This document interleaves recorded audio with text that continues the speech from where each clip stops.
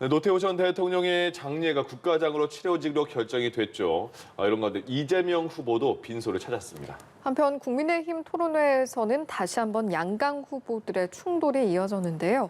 관련 내용을 포함한 정치권 이슈들 서용주 더불어민주당 상근 부대변인, 조청래 전 여의도연구원 부원장과 함께 짚어보도록 하겠습니다. 어서 오십시오. 안녕하십니까? 안녕하십니까? 노태우 전 대통령 별세를 하고 근데 전두환 씨와 마찬가지로 내란죄가 적용이 됐기 때문에 이거 장례 어떻게 치르는 것인가 가족장 얘기도 나왔는데 국가장으로 치르기로 정부가 결정을 했잖아요.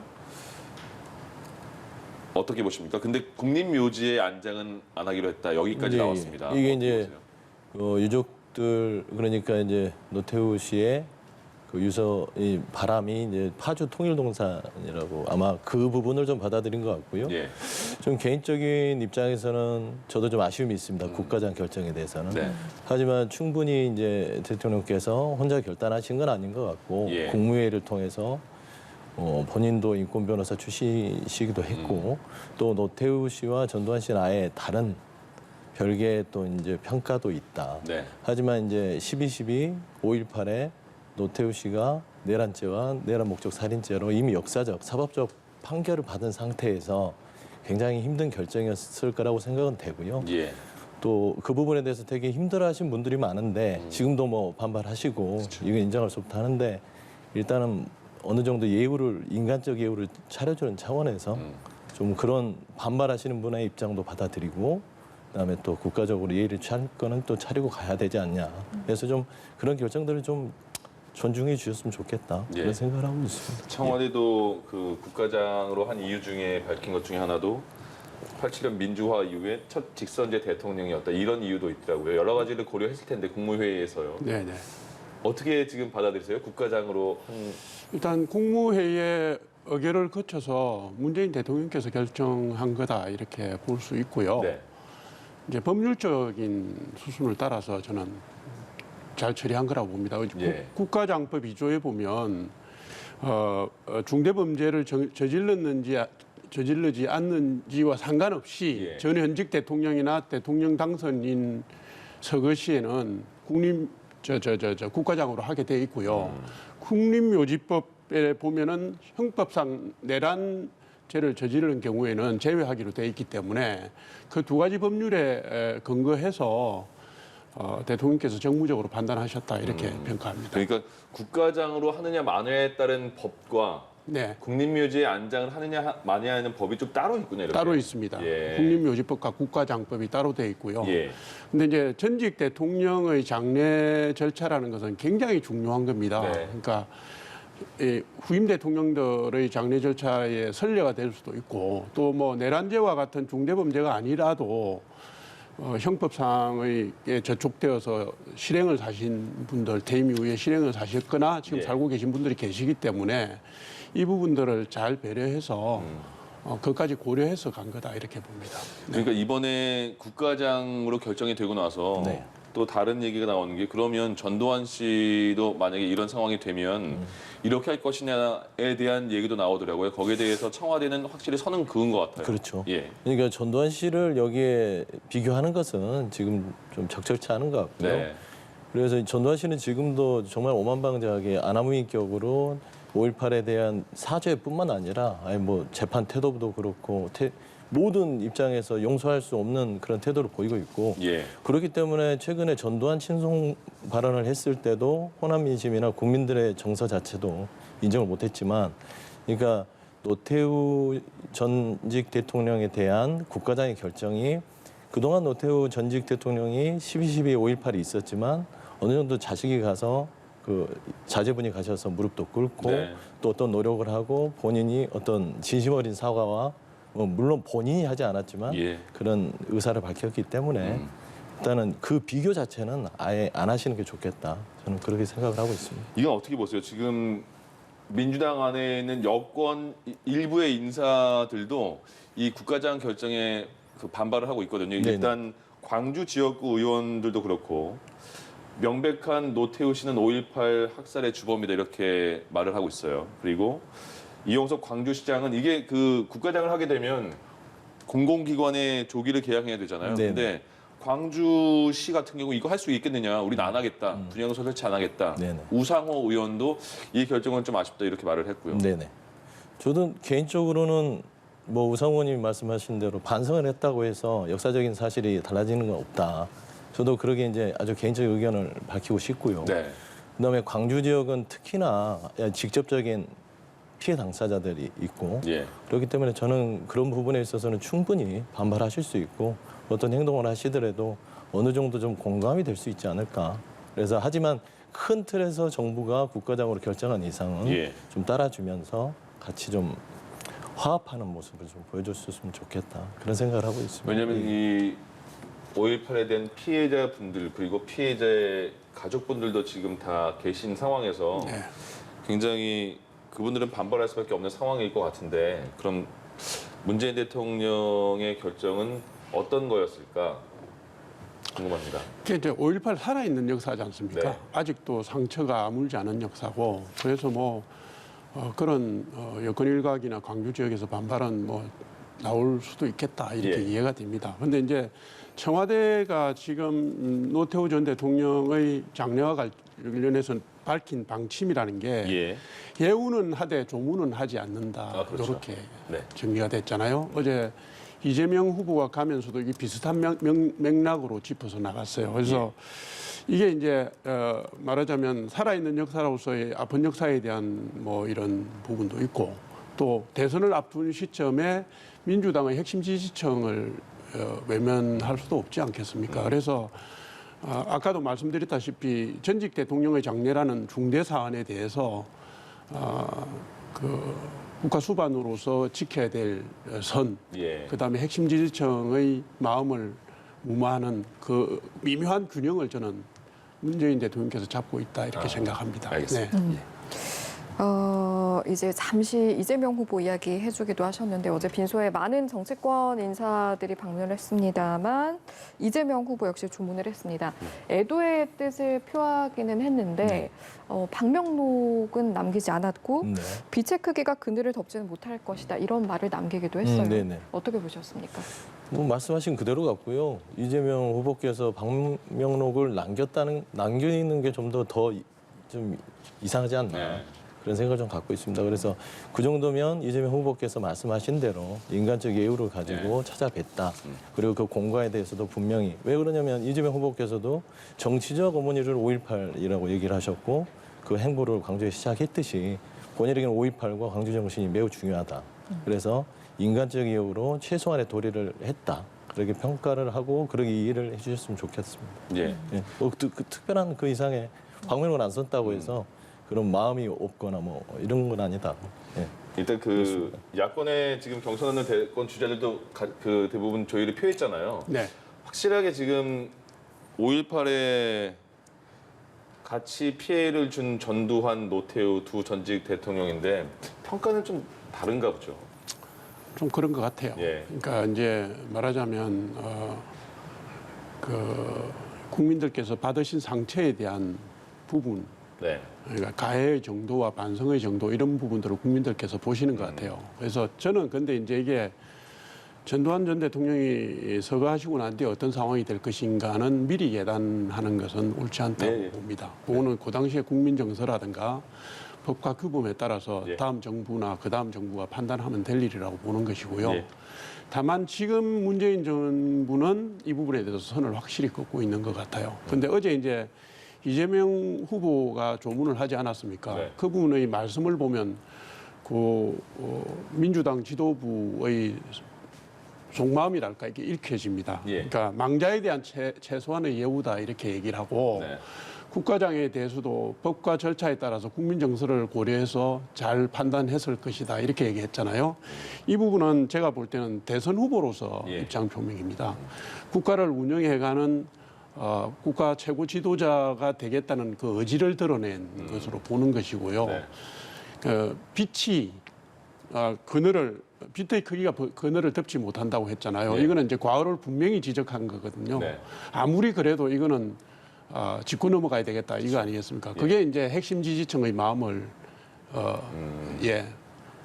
어루만진 건데 지금 민주당 지도부나 뭐 문재인 대통령이나 청와대나 다 요 선에서 넘지 않을 거라고 봅니다. 예. 예. 알겠습니다. 이재명 후보 그리고 또 이제 첫 민생 행보라고 해야 될 거예요. 민주당 대선 후보로 된 이후에 전통시장을 찾았습니다. 근데 여기서 여러 가지 이야기를 했어요. 지역 화폐로 이제 그 떡도 이제 사서 쑥떡도 사서 계산도 했고요. 근데 거기서 음식점이 지금 무분별하게 너무 많이 나오니까 네. 많은 그 음식점 영업하는 분들이 피해를 본다. 음식점 허가제 총량제 이른바 이거를 언급을 했더니 네. 국민의힘 이준석 대표가 이게 무슨 소리냐. 무식해서 이런 말하는 거는 무능이고 이게 이렇게 설계한 거는 나쁘다. 아무 말 대잔치다 이렇게 표현을 했어요. 예. 이준석 어떻게 대표께서 좀 아무 말 대잔치를 하신 것 같고요.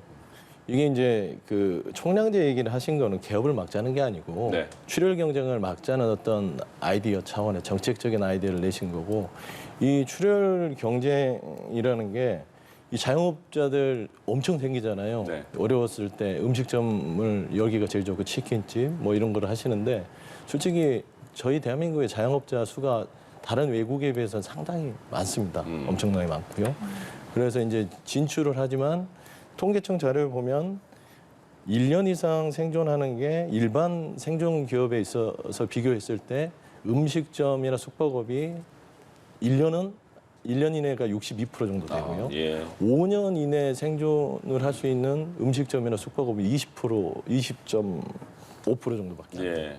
그러니까 이 음식점이 열고 편리하게 장사를 하고 이제 퇴직하신 분들을 위해서 돈을 벌기 위한 어떤 가게를 여는 부분들이 있겠지만 자꾸 생기다가 생존을 못하고 이렇게 망해버리면 예.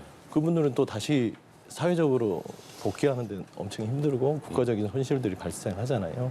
아마 이재명 후보께서는 그런 부분들을 좀 보완할 수 있는 정책적 제안을 하신 건 아닐까. 이게 뭐 공약으로 한 건 아니고 시장에 가셔서 어떤 아이디어를 낸 거고 예. 본인이 지자체장을 또 오래 하셨잖아요. 성남시장도 하시고 경기지사 하시고 하셨기 네. 때문에 아마 그런 차원에서 던진 건데 이준석 대표께서 뭐 이거를 뭐 무식무능 얘기하는 거는 좀 과하지 않았냐.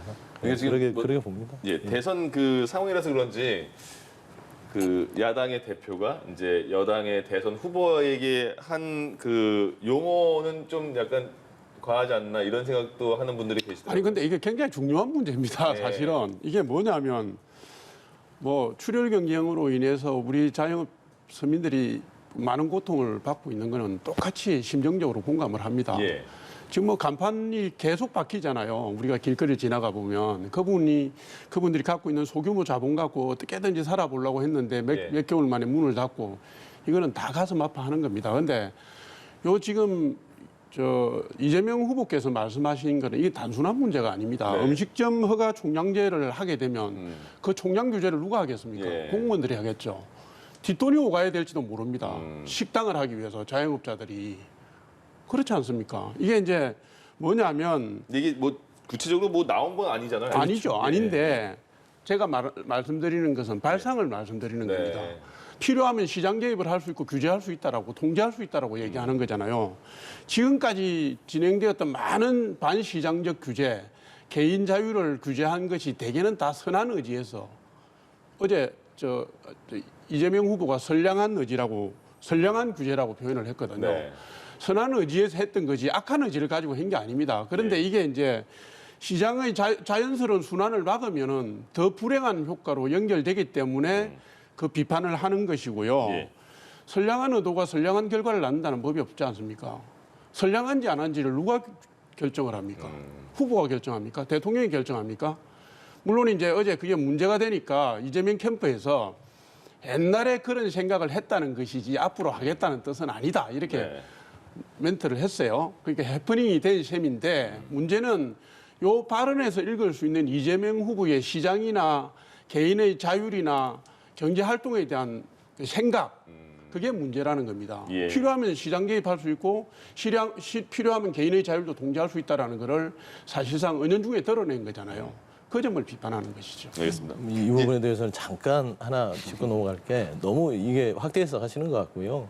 이게 입점 제한 자체도 법률로 지금 나름대로 뭐 대기업 중소기업하고 이런 부분들에 대해서 상생을 위해서 하고 있는 상황이고 음식점 총량제에 대해서는 만약에 굳이 그렇게 이준석 대표나 반대해서 반박하지 마시고 이런 정책적 아이디어가 있으면 야당에서도 그러면 토론을 통해서 한번 이게 정말로 가능한 일인지 뭐 이게 시장 제한 선량한 의지인지 한번 검증을 해보시는 게 어떨까? 예. 저는 그런 생각을 하거든요. 자꾸 이 정책적 제안을 가지고 정쟁으로 이렇게 막 이끌지 말고 이런 정책을 아이디어를 던지면 뭐 한번 토론을 해보자.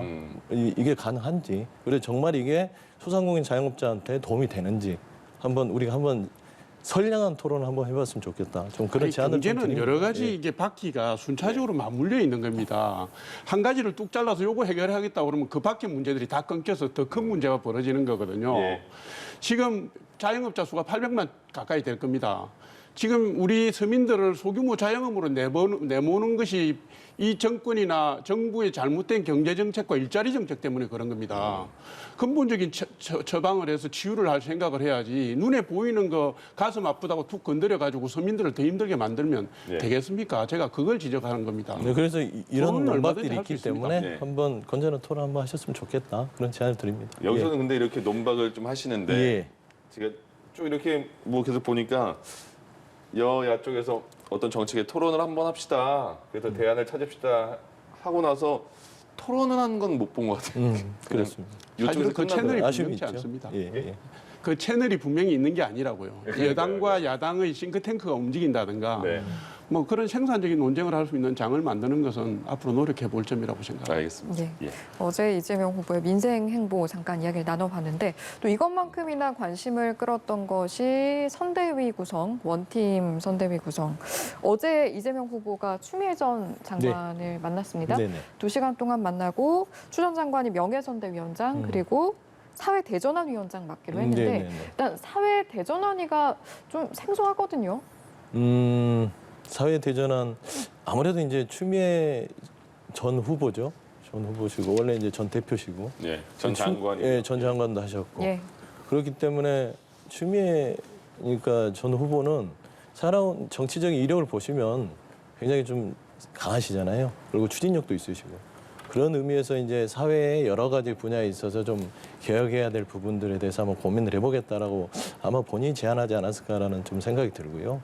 그다음에 실행력에 있어서는 뭐 추미애 전 장관 정도면 예. 가능하지 않을까. 그래서 큰 도움이 될 것 같고 그냥 단순히 어떤 자리를 명예 무슨 공동선대위원장 이게 아니라 본인이 어떤 역할을 하고 싶은 그런 의지가 있지 않냐. 그래서 저는 좀 나름대로 활약상을 지켜볼 필요가 있다고 봅니다. 예. 근데 이게 또 직속위원회라고 하던데 네네.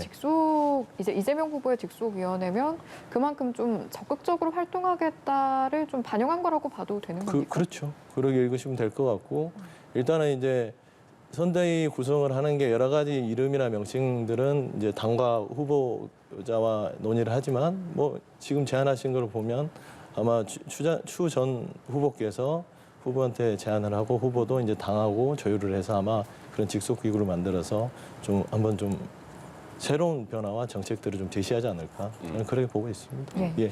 네, 최근에 이재명 예. 후보 이렇게 이낙연 전 대표, 정세균 전 총리, 추미애 전 장관까지 연이어서 만나고 네. 있는데 이런 일련의 움직임들은 좀 어떻게 바라보셨습니까? 일단 이제 선대위 출범을 시키려면 경쟁 후보들 앉는 작업을 해야 되잖아요. 네.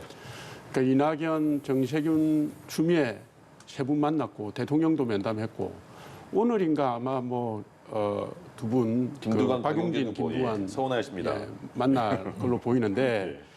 뭐 사회대전환위원회랄까 이름은 좀 생소합니다만은 실제로는 이재명 후보가 이낙연, 정세균 두 전 대표를 만난 다음에 신복지위원회 무슨 미래경제위원회 만들어서 두 분의 핵심 공약을 자기 공약으로 개발해서 쓰겠다라는 일환으로 네. 추미애 전 장관한테도 사회대전환위원회를 만든 것 같아요. 예. 근데 이제 절차는 비슷한데 이 두 분이 뭐 언론을 보니까 두 분이 뭐 2시간 이상 네. 뭐 밥을 먹었다 그러고 그리고 실제로 뭐 실질적인 역할을 해보겠다는 마음을 전했다고 하니까 언론에 나오는 것처럼 뭐 명추연대라는 게 네. 실제로 실체가 있는 것처럼 보이기도 해요. 근데 이제 자세히 언론 내용을 보면 사회대전환위원회라는 명칭을 제가 볼 때는 추미애 전 장관 측에서 명칭을 제안한 것 같아요. 왜요?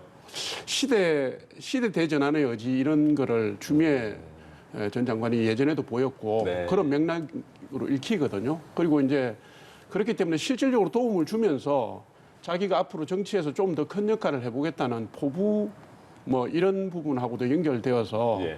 한 게 아닌가 이렇게 읽혀집니다. 알겠습니다.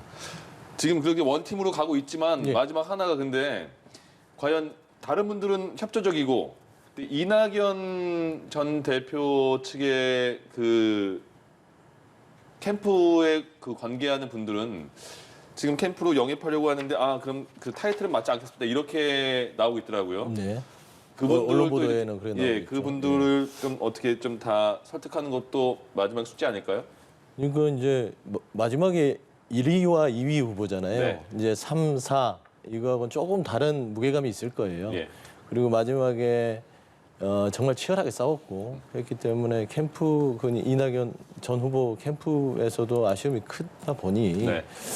그런 고민들이 있을 거고 그런 고민들이 언론을 통해서 그런 식으로 자리를 받지 않겠다, 자리에 대해서 좀 고민하고 있다 이렇게 비춰지는 것 같은데 제가 알기로는 충분히 논의가 되고 있고요. 역할에 맞춰서 지금 어떤 역할을 맡겠다라는 논의가 자연스럽게 지금 원팀을 하는 데는 큰 무리가 없이 진행되고 있습니다. 그래서 거기에 우려는 안 하셔도 될 것 같은데 네. 이제 단지 그러니까 지지자까지 그게 이제 원팀으로서 이어지느냐에 대한 숙제에 대해서는 봐야 되지만 이게 이제 도움이 됐던 게 최근에 윤석열 후보가 예.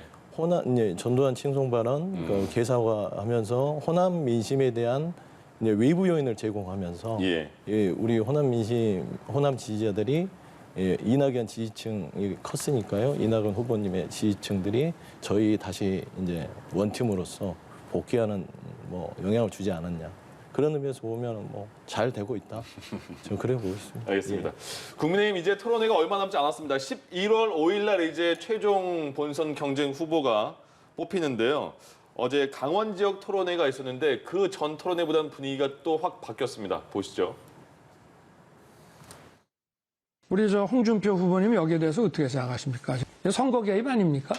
저는 참 딱하다고 생각이 되는 게 여기 대선 토론자입니다. 본인이 수사할 때는 정당한 수사고 본인이 수사당할 때는 정치 아니 공작이라고 여기에 하는 대해서 것은 제가 좀 묻는 거예요. 동료들한테 후배들한테 좀 말씀을 좀 함부로 하신다거나 좀 이렇게 독선적이고 좀 이렇다는 지적도 많이 있는데 그래 답답한 모양입니다. 이제는 그래가지고 이신고기까지 하시는 거 보이. 이재명의 탄소세를 거두겠다는 정책에 대해서 어떻게 대응 또는 논리를 펴시겠습니까? 이재명의 정책 토론은 이재명하고 붙을 때 가서 내 이야기하겠습니다. 그렇게 하실 겁니까? 본선에 본선에 가서는 내가 훨씬 잘하죠. 지금 이 토론 당내 가지고 본선에서 토론이기 어떻게 때문에 토론합니까? 내가 제대로 안 하고 있는 겁니다. 묻는 것도. 아니 토론 답을 안 하고 이렇게 인신공격 내지는 그래 비아냥으로 시간이 다 됐습니다. 자, 이제 유승민 후보께서 네. 그 전에 충청이었나요? 그때는 굉장히 점잖게 서로가 칭찬 읽고 막 그랬잖아요. 네. 근데 어제는 공격도 굉장히 많이 하고 고성도 나왔고 어제 토론회에서는 어떤 점이 좀 눈에 띄셨습니까? 이제 아마 11월 5일까지 한 7, 8일 남았습니다. 네. 그러니까 뒤로 갈수록 이제 투톱의 날선 공방이 계속 더 격화될 수밖에 없는 상황이고요. 예. 특히 이번에는 그동안 잠잠하게 서로 문제 삼지 않았던 각 캠프의 쉐불리기 경쟁을 서로 공방하는 예. 양상이 벌어졌습니다. 지금까지는 상당히 공중전이었다면 네. 제가 볼 때는 당원들 잡기, 표심 잡기, 당심의 향방, 예. 거기에 따른 손익 계산 이런 부분들이 이제 한층 중요하게 부각되는 국면으로 돌입했다고 보는 것이고요. 예. 한쪽은 민심이 당심에 미치는 영향을 최소화하자는 거고 또 한쪽은 당심이 민심에 미치는 영향을 어떻게든 최소화해서 막아보자는 그 두 가지가 부딪힌 걸로 보시면 되고요. 예. 당심의 향배 외에는 충청 때처럼 정책 중심으로 갈 수도 있다 이렇게 봅니다. 여기에는 안 나왔지만 어제 토론에서 그러니까 지금 윤석열 캠프가 총 한 300명 정도 된다고 하고요. 현역 의원이 30명이 조금 넘고 네. 전현직 의원 합치면 90명 정도 된다고 하는데 그거에 대해서 윤석열 후보가 홍준표 후보한테 같이 측근인데 주위에 지금 아무것도 없지 않냐. 배신을 한 사람이 많다. 네. 이유를 알겠냐 이런 식으로 물어봤잖아요. 예, 예. 그런 캠프를 확장하는 거에 대해서는 후보도 어떻게 보세요? 그건 애초에 경선이 시작될 때 이준석 당 지도부가 당내 사람들의 캠프 참여를 전면적으로 허용을 했기 때문에 네. 사실은 지도부가 그 장을 깔아준 측면이 있습니다. 그래서 그게 이제 그로부터 시간이 몇 달 지나가면서 사실은 당내 판세가 명확해져 버렸는데요. 네.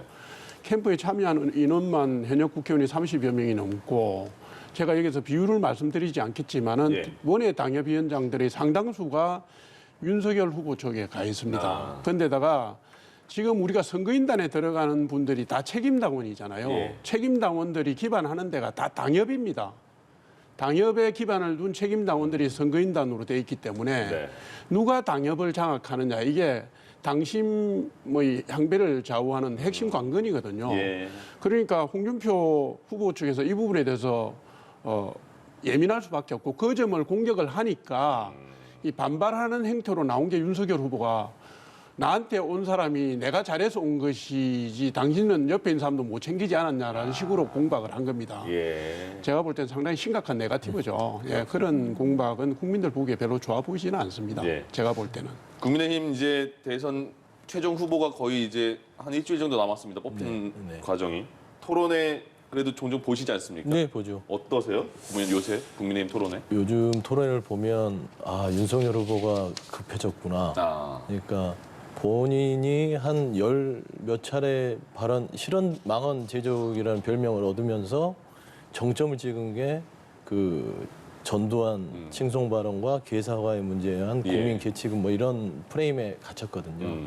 근데 이게 심각하다고 본인도 판단하는 이유가 그 이후에 여론조사들이 이렇게 꺾이는 추세를 보이고 있습니다.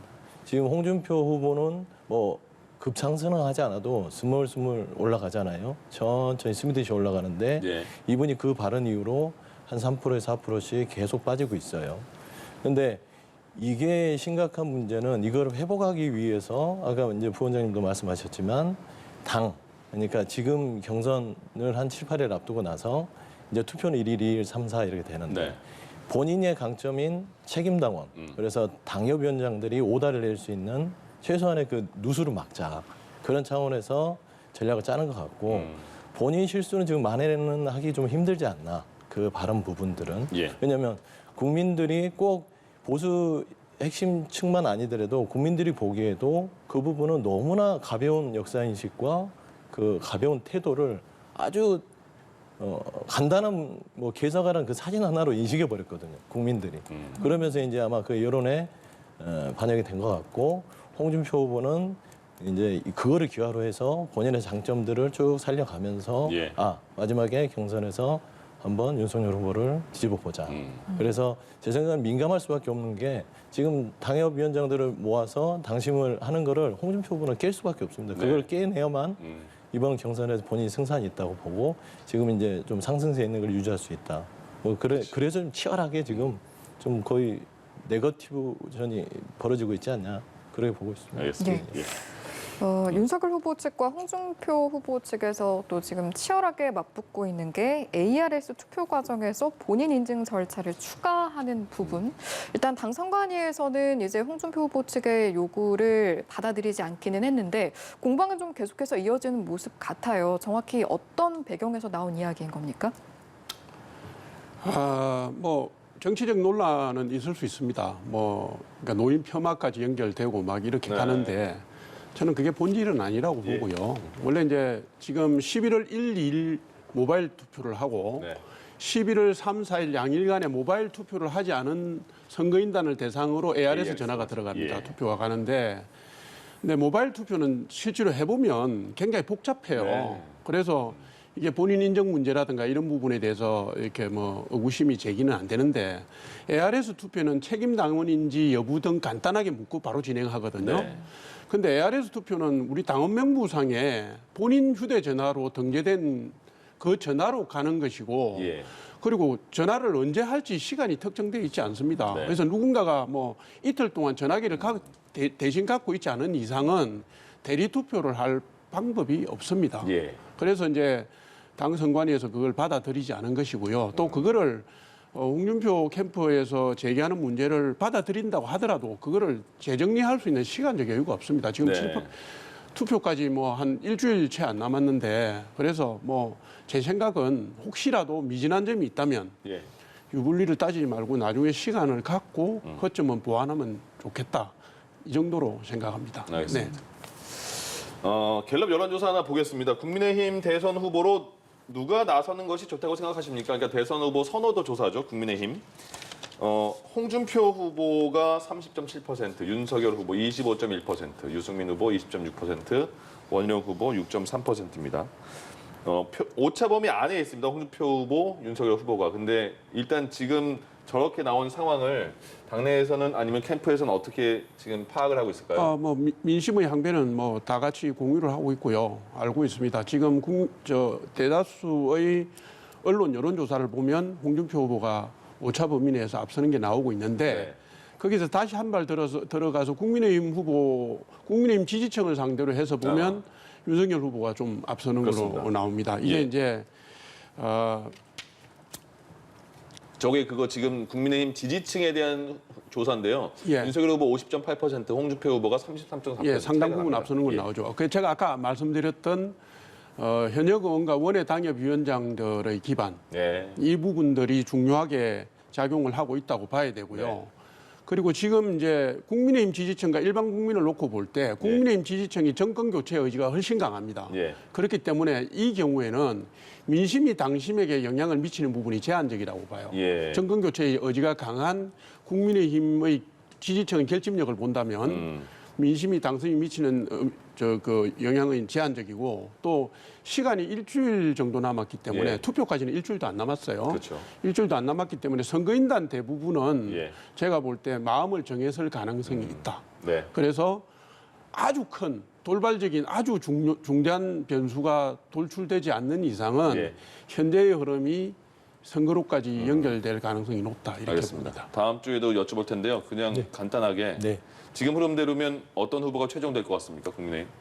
좀 조심스럽긴 한데요. 아까 제가 좀 말씀드렸지만 예. 추세상 그러니까 이 상승세와 하락세가 지금 꺾이는 추세상 보면은 윤석열 후보가 좀 어렵지 않을까라는 조심스러운 생각을 좀 하거든요. 그러니까 국민의힘 지지층이 높은 거는 맞습니다. 예. 절대적인 지지를 받고 있는데 당내에서는 하지만 그 본선 경쟁력으로 따졌을 때는 예. 국민의힘 지지층만으로 경선에서는 대전 국민의힘 지지층만으로 이 대선 양자구도를 이겨낼 수 있는 건 아니거든요. 예. 그런 것들에 이제 당신과 민심이 분리되지만 어느 정도 선에서는 같이 간다고 봤을 때는 그리고 이제 최근에 그 심각한 실언에 대해서 네. 개사과 부분에 있어서 그게 회복하기 힘들지 않을까. 알겠습니다. 그렇게 보면은 저는 좀 조심스럽게 어렵지 않냐 윤석열 후보가. 다음 주에 한번 더 여쭤볼게요. 네, 알겠습니다. 오늘은 여기까지 듣도록 하겠습니다. 지금까지 서영주 더불어민주당 상근 부대변인, 조청래 전 여의도 연구원 부원장과 이 시간 함께했습니다. 고맙습니다. 고맙습니다.